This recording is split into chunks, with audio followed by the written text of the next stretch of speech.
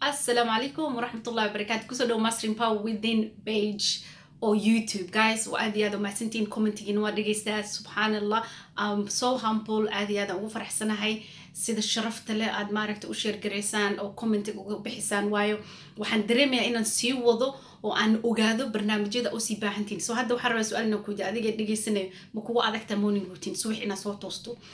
ma kugu adag tahay inaad routine yeelatid it's not toosid wax laga yaabaa inaad soo toosid laakiin maanta saaki habeenkii gobolka meesha kugu dhaw waxay aqabsanaysay in aysan wax weyn kula noqon laakiin waxaan ku weydiinaa su'aashida si fiican dabagal ma tahay qof ku soo kaca jadwal kuna dhamaysta jadwal ku soo toosa jadwal ku dhamaysta jadwal maxaan ka wada ma ku sheegaa subaxii kicitaanka horta waa caafimaad laakiin waa ina lahaatid hami waa ina lahaatid waxa og tahay aqabsan lahayd today in ku baaraan degsayn in hortaada yaalaan inaad one by one canjeerad markaad dubaysid 1 2 3 4 waa ina xabad xabad u kala qaadid already ina maskaxdaada markaa soo toosid subaxii iyo kugu rejiis garaysan tahay why ana ku sheegay benefit ku jiro waxa ku jiro farxad waxa ku jiro caafimaadkaaga waxa ku jiro horumarkaaga waxa ku jiro aakhiradaada waxa ku jiro adduunkaaga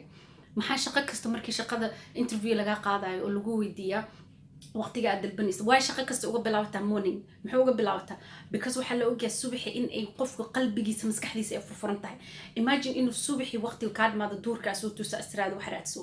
taa macquul ma ahan morning routine marka maxaan ku bilaabaa ani safiya ahaan waxa ku bilaabada the first thing aan soo kaco in Allah subhanahu wa ta'ala u mahadiyo